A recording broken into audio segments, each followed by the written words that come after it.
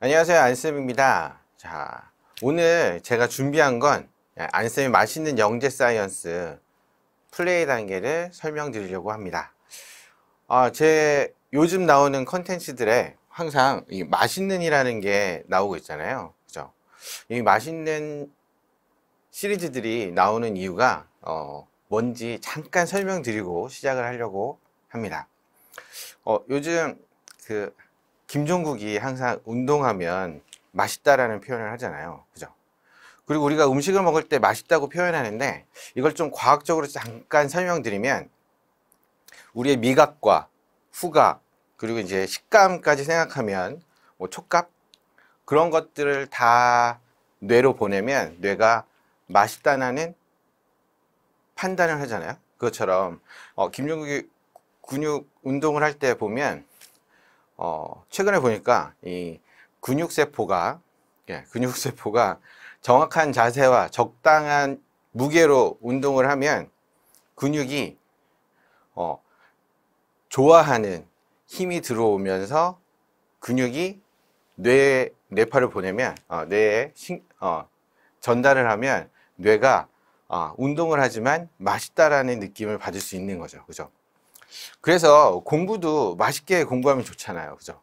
그럼 공부할 때 맛있다라는 건 뇌가 어떻게 판단을 할까요? 그죠? 뇌에 어떤 자극이 오면 뇌의 자극이 뇌가 좋아하는 뇌세포가 좋아하는 자극들이 들어오면 맛있다라는 느낌을 받을 수 있는 거죠. 그죠? 예. 그래서 제가 맛있는 영재 사이언스 저희 교재에 보면 이렇게 써 있어요. 맛있게 실험하고 사고하면 영재가 되는 창의융합 실험이라고 되어 있는데 그런 의미예요. 뭐냐면 아이들이 실험을 그냥 하면 이제 6, 7세 단계에서 실험을 그냥 하면 만들기 수업이에요. 뇌에 자극이 별로 없으면 그냥 즐겁다 라고 끝나는데 뇌에 적절한 자극과 함께 깨달음이 좀 있으면 뇌세포가 좋아하는 자극들을 받으면 실험이 맛있어지는 거죠. 그죠? 그래서 제가 왜 이렇게 맛있게 만들었는지 좀 설명을 드리고자 합니다. 그리고 여기 6, 7세라고 되어 있는데 실험을 시작하는 학생들, 자녀들에 맞는 거라서 혹시 초등학교 1학년이나 2학년들이 실험을 처음 한다고 하면 요걸로 시작해도 좋지 않을까라는 생각이 좀 듭니다. 자, 그럼 지금부터 설명을 좀 드리겠습니다.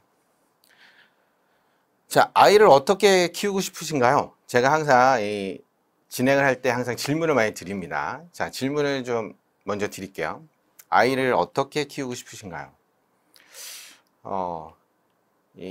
제가 질문을 드리면 한 번씩 생각을 좀 해주셔야 돼요. 그래야 뇌에 자극이 돼서 더 오래 잘 기억할 수 있습니다. 이해하실 수도 있고. 자, 아이를 어떻게 키우고 싶은지 많은 고민이 있으시잖아요. 그죠? 아이가, 이런 분도 계세요. 아이가, 이제는 이제 6, 7세 정도 되면 양치도 혼자 했으면 좋겠고, 그죠? 책도 혼자 읽었으면 좋겠고, 그리고 어떤 분은, 다른 애들처럼 TV에 나와서 돈 좀 벌었으면 좋겠고, 라는 생각을 좀 많이 하시더라고요. 근데 그런 얘기 다 빼고 제가 좀 정리를 해봤습니다. 이런 건 다 좋아하시지 않을까? 이렇게 키우고 싶지 않을까? 해서 자, 인성 좋고, 그죠? 그리고 공부도 잘하고, 상도 많이 받고, 이러면 너무 좋겠죠. 그죠? 그리고 좋은 대학도 가고, 좋은 직장도 가고, 결혼 잘해서, 그죠? 결혼도 잘해야 되죠. 아이 낳고 행복하게 사는 아이. 그죠? 이런 자녀가 되면 너무 좋지 않을까요? 그죠?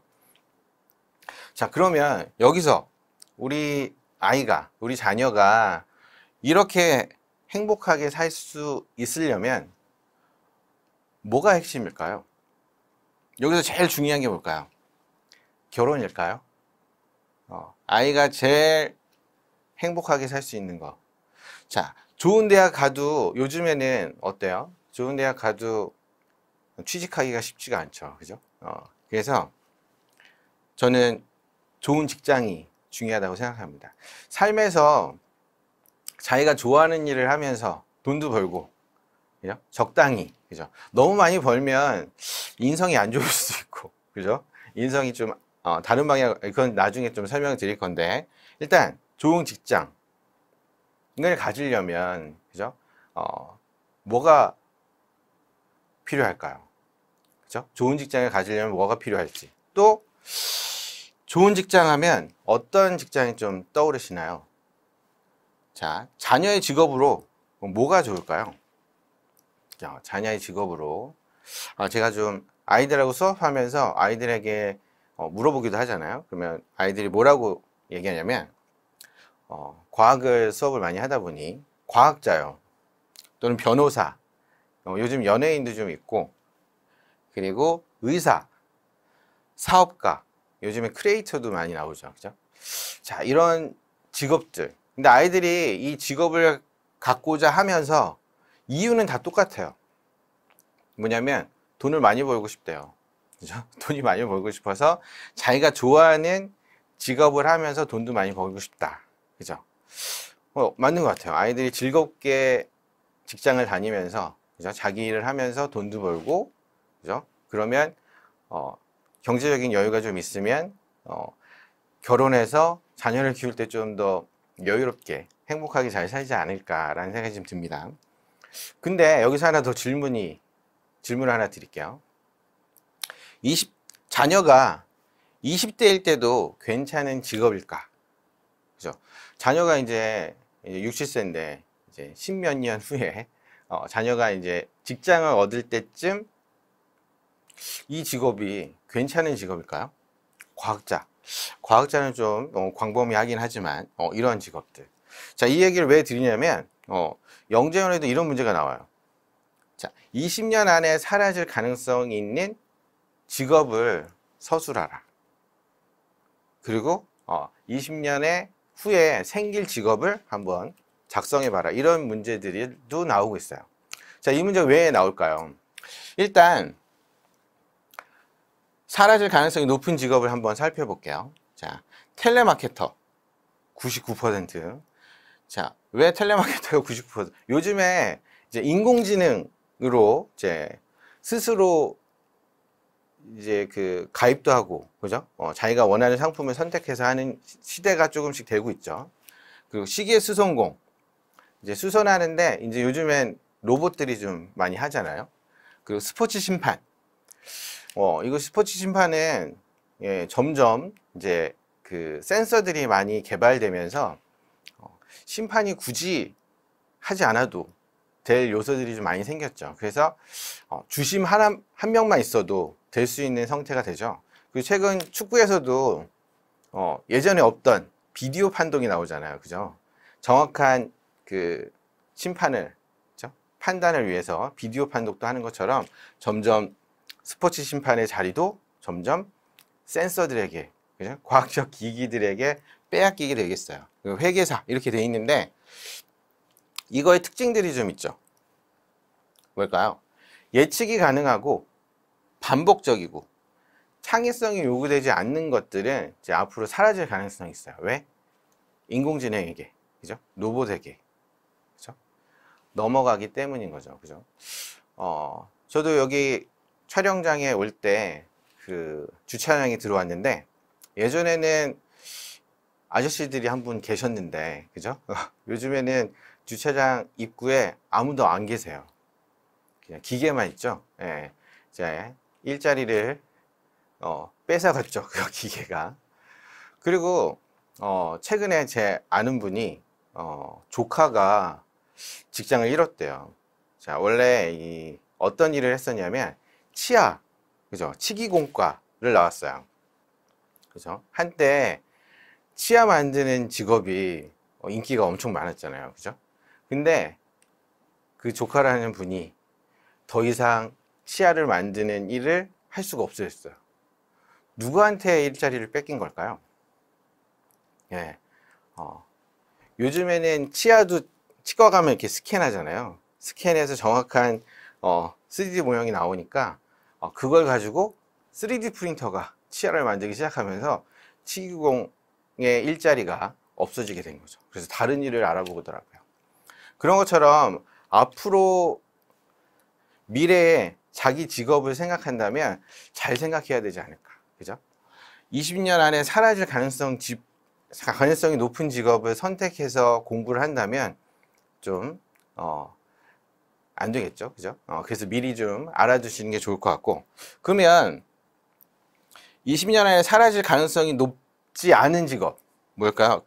레크리에이션 치료사, 사회복지사, 초등교사, CEO 이렇게 돼 있는데 열심히 가르쳐가지고 레크리에이션 치료사를 시키진 좀 그렇잖아요, 그죠? 근데 여기서 보면 제일 마음에 드는 게 뭔가요? 초등교사도 괜찮고 이제 CEO, 그죠? 대부분 아이들이 CEO를 좋아합니다. 요즘엔 사업가, 자신이 하고 싶은 일을 사업을 꾸려가지고 진행하는 거, 그죠? 자, 그러면 여기서 특징이 뭘까요? 사람과 사람 사이에 감정이 오가는 거, 의사소통이 일어나는 거, 창의성이 요구되는 전문적인 것들이 이제 미래의 직업으로 괜찮지 않을까라는 생각이 좀 듭니다. 그래서 요즘에는 이제 인공지능, 그죠? 요즘엔 로봇을 다룰 줄 아는 사람이 미래에 좋은 직업을 갖지 않나, 그죠? 예, 최근에 드론 조종사도 있는데 이제 조종하는 것보다는 코딩으로 프로그래머 할 수 있는 분이 더 이제 인기가 많겠죠, 그죠? 그래서 창의성이 요구되는 전문적인 것들을 생각해서 아이들을 키워야 되지 않을까. 자, 그래서 교육을 어떻게 해야 될까요? 이런 좋은 직업을 앞으로도 미래에 유망한 직업을 갖게 되려면 어떤 교육? 그죠? 지식을 많이 습득하는 것보다 새로운 가치를 생성하는 창의 융합 교육이 필요한 거죠. 그죠? 요즘에 지식이 정보화 시대, 그죠? 이제 지금은 4차 산업혁명 시대인데 정보가 엄청 많아요. 그죠? 네이버로 검색하면 어느 정도 다 웬만한 정보는 다 지식을 습득할 수 있는데 그게 중요한 시대가 아니라 지금은 새로운 가치를 생성하는 창의 융합 교육이 필요한 거죠. 그죠? 미래의 직업에 도움이 되는 부분인 거죠. 그래서 교육부가 이렇게 정했어요. 2015 개정 교육과정에서 교육을 해서 양성하고 싶은 인재의 상을 이렇게 정했어요. 창의융합형 인재.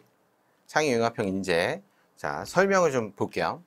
인문학적 상상력, 과학기술 창조력을 갖추고 바른 인성을 겸비하여 새로운 지식을 창조하고 다양한 지식을 융합하여 새로운 가치를 창출할 수 있는 사람. 어우, 너무 마음에 들지 않나요? 그죠? 우리가 달에, 그죠? 그 우주선을 보낸 건 누구의 상상력 때문이에요? 인문학적 상상력 때문에 그런 거고, 기술이 발달하다 보니까, 과학기술이 그걸 실현해 준 거고, 그죠? 그리고, 바른 인성은 잘 모르겠는데, 라는 생각이 좀 드실 수 있는데, 여기서 인성이 되게 중요합니다. 그죠? 창의용 융합형 인재에 인성이 빠지면, 제가 하나 예를 들어줄게요. 예를 들어드릴게요. 자, 인문학적 상상력과 과학기술 창조력을 가지고 있는 사람이 인성이 없으면 뭘 하냐면, 자, 보이스 피싱을 하잖아요. 보이스 피싱 하는 업체는 상상력이 엄청나게 뛰어나지 않을까라는 생각이 좀 들어요. 사람들의 심리를 잘 조정해서, 그죠? 돈을 자연스럽게 받을 수 있는 그 상상력, 그죠? 그리고 요즘 과학기술이 점점 발달해서 보이스피싱의 기술이 점점 늘어나고 있잖아요, 그죠? 그래서 요즘 코로나 시대에 많이 어려운데 그래도 있는 돈을 가져가기 위해서 보이스피싱 업체가 엄청난 노력을 하고 있지 않나요? 그죠? 그것처럼 인성은 되게 중요하다고 생각합니다. 그죠? 인성이 좋은 사람이었다면, 인성이 좋았다면 이 인문학적 상상력과 과학기술 창조력을 가지고 진짜 생산적인 일을, 그죠? 많은 사람들에게 도움되는 일을 하지 않았을까라는 생각이 듭니다. 그죠? 그러면 교육부에서 그러면 창의융합형 인재를 양성해서 그냥 좋은 직업 얻고 행복하게 살게 하기 위해서 하는 목적으로 하진 않았겠죠. 그죠? 그러면 교육부에서 창의융합형 인재가 왜 필요한지에 대한 정의를 한번 살펴볼게요. 자, 창의융합형 인재가 필요한 이유. 자, 왜 필요할까요? 불확실성과 융합의 21세기는 지금의 세기죠. 자,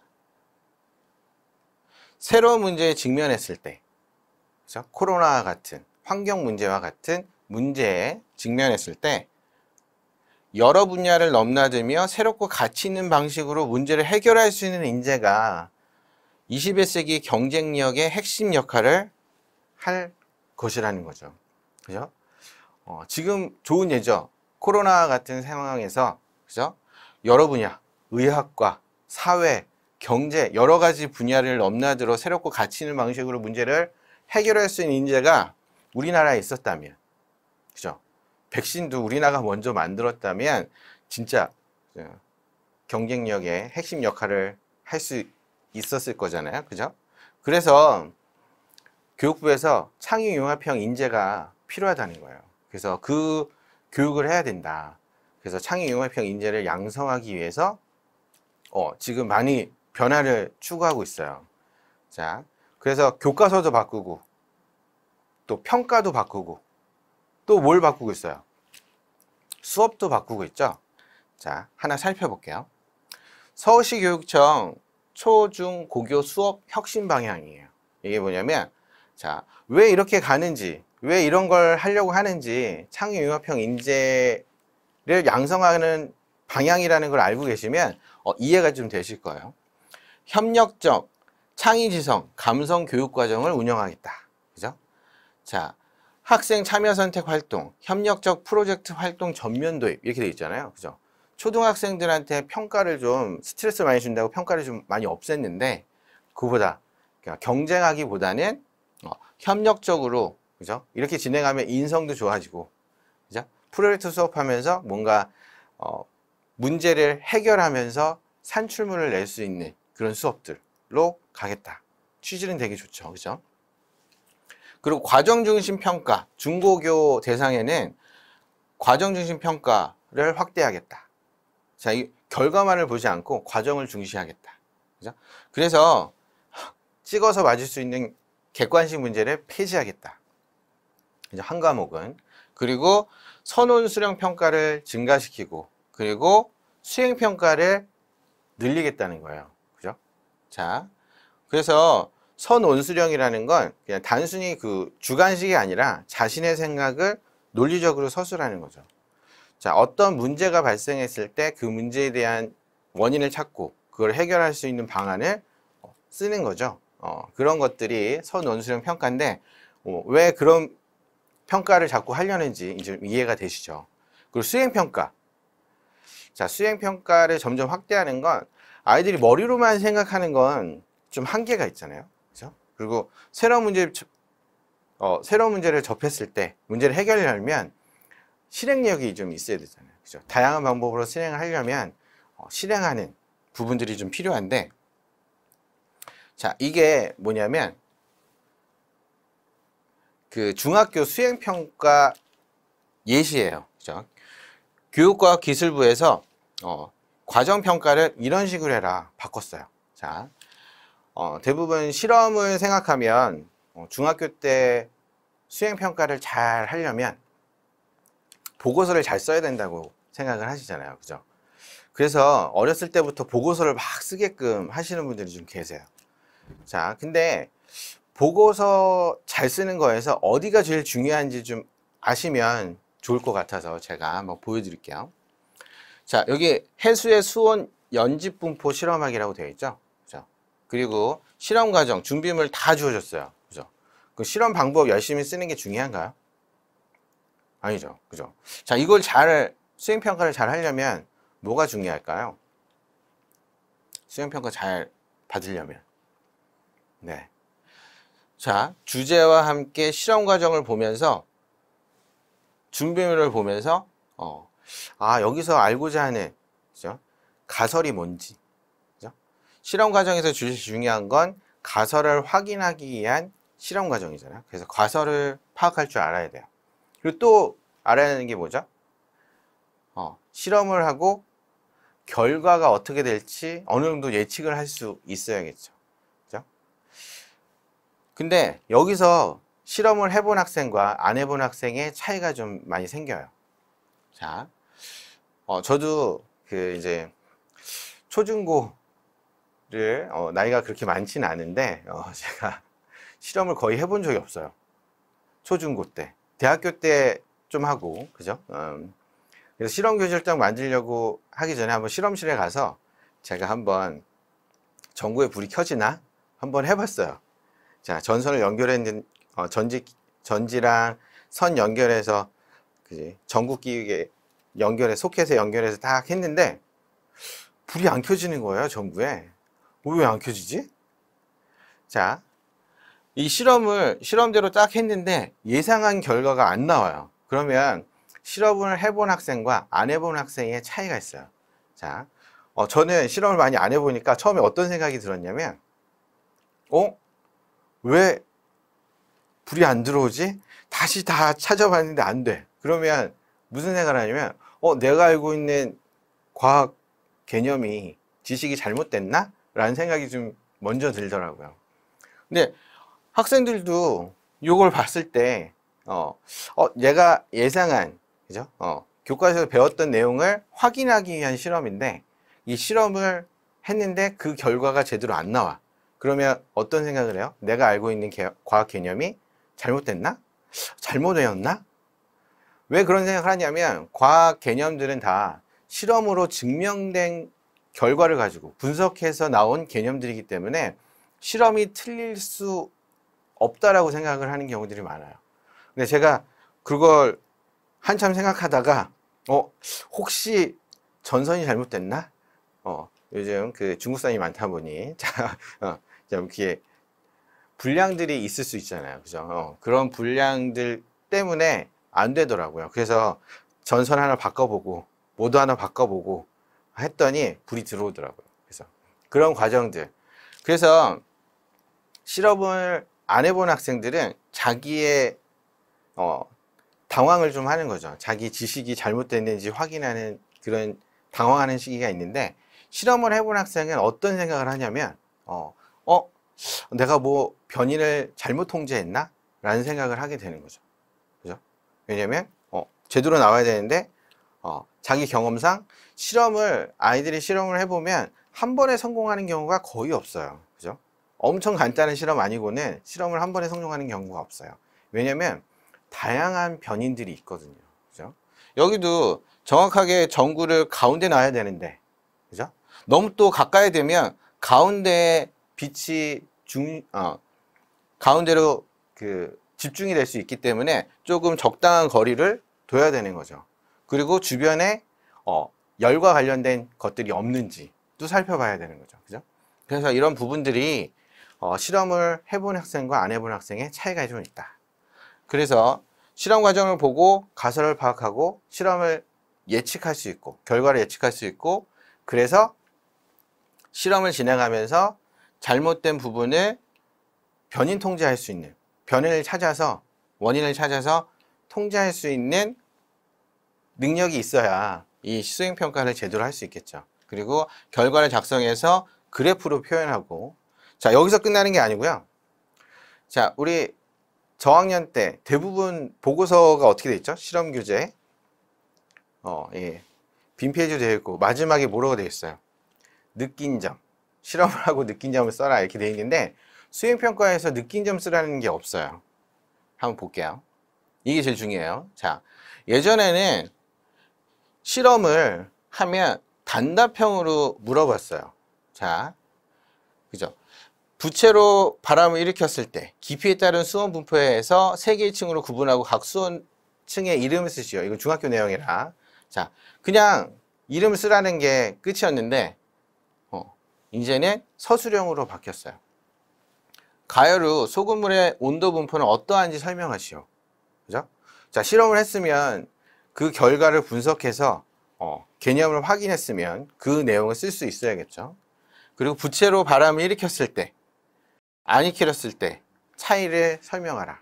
그죠? 이런 부분들로 바뀌고 있어요. 그죠? 자, 그 실험을 제대로 했으면 그거를 제대로 이해하고, 그리고 어떤 것들, 개념을 확장할 수 있는지를 확인하는 거죠. 그죠? 이렇게 하는 이유가, 그죠? 창의융합형 인재를 양성하기 위한 평가 방법을 바뀐 거죠. 자, 그러면 실험을 어떻게 해야 될까요? 자, 이거 잘 하려면 직접 실험을 해보는 것이 중요하고, 그리고 가설에 맞는 실험 결과를 예측할 수 있어야 되고, 그리고 제일 중요한 거야.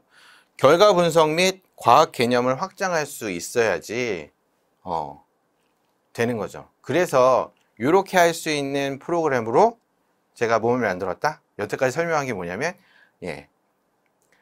맛있는 영재 사이언스를 이렇게 하기 위해서 만들었다는 거죠. 그죠?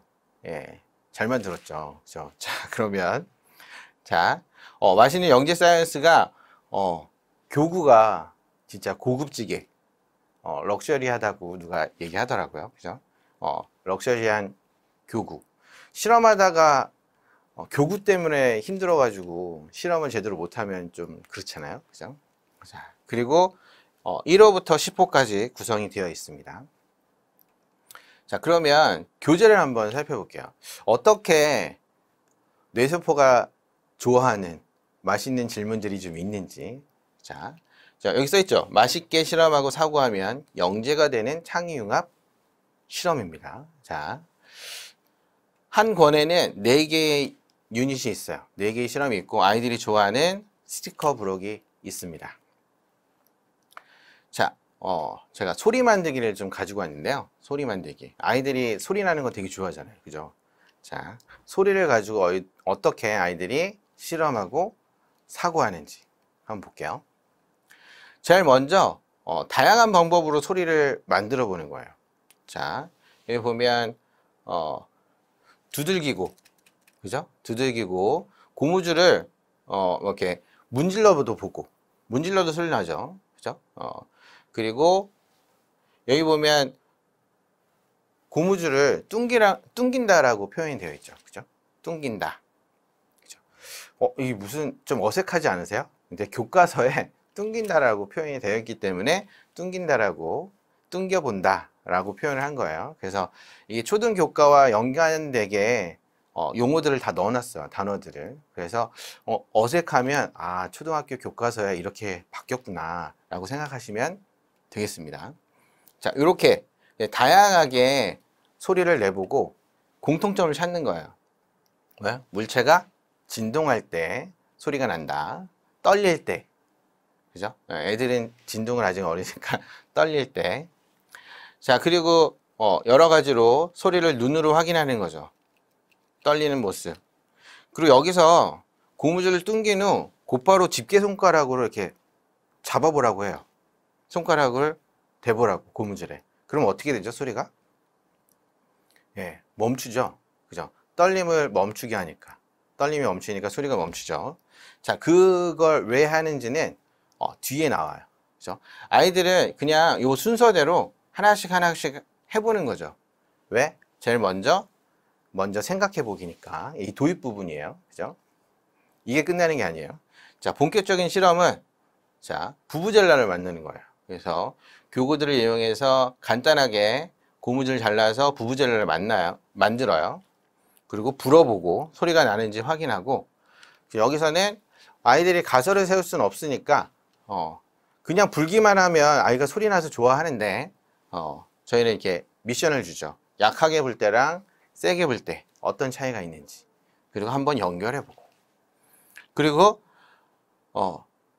불고 손가락으로 누르고 빨대를 불면 어떻게 되는지, 왜 자꾸 소리를 내게 해야 되는데 소리를 멈추는 부분을 얘기하냐면, 그죠? 떨림이 멈추면, 떨리지 않게 하면 소리가 나지 않는다는 걸 아이들이 알게 하고, 그리고 풍선이 팽팽할 때 소리가 잘 난다는 것까지 확인을 하고요. 저희의 그 핵심이 더 생각해 보기입니다. 자, 여기 보시면 심벌즈, 연주회 가면 꽝 이렇게 소리를 막 내잖아요. 그죠? 근데 소리가 매우 길게 나잖아요. 떨림이 엄청 크니까 오래 가요. 근데 심벌질 소리를 계속 길게 하지 않고 악보에 맞게 적당한 시기에 소리를 없애야 되잖아요. 그죠? 그래서 이 심벌질 연주자들은 소리를 적당한 시기에 떨림을 멈추게 하는데 그 방법이 좀 있어요. 자, 여기선 간단하게 확인해서 동그라미 표시하게 돼 있어요. 자, 손으로 잡는다. 그죠? 자, 또는 심벌질을 몸에 대서 떨림을 멈추게 한다. 그죠? 자, 이것도 하나의 이제 과학을 좀 알면 보이는 게 좀 다르다 그러잖아요. 알면 이게 보이는 게 좀 달라진다고 하잖아요. 그것처럼 아이들이 이런 것들도 알 수 있게 되는 거고, 그리고 소리를 내는 방법이 다른 악기들도 확인하는 식으로. 자, 우리가 배우면 스팀 요소들이 실생활과 관련된, 자, 떨리는 종류가 다르다는 거를 한 번씩 생각해 볼 수 있게 넣어둔 거고요.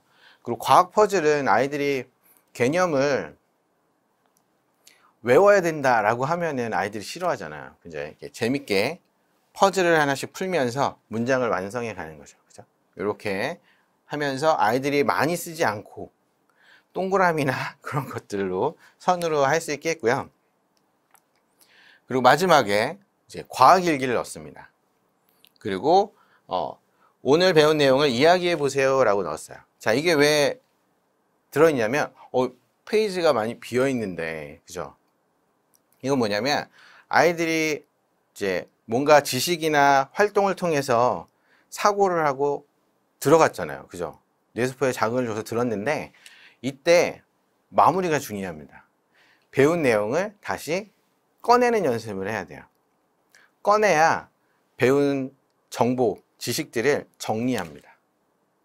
예, 그죠? 우리가 많이 공부하고 잠을 깊게 자면 머릿속에서 잘 정리가 되어 있잖아요. 근데 그 수업을 하고 마무리할 때 이렇게 질문을 던져서 아이들이 대답을 하게끔 말로 할 때 또 기억이 오래 가니까, 그죠? 정리를 하니까. 그리고 자기가 생각나는 것들을 일기로 적어보게, 또 그림을 그려서 기억 남는 것들을, 그래서 아이들이 뭘 좋아하는지도 좀 파악할 수 있는 거죠. 오늘 수업에서 뭐가 제일 좋았는지 기억에 남는 것들을 확인하면서 할 수 있어요.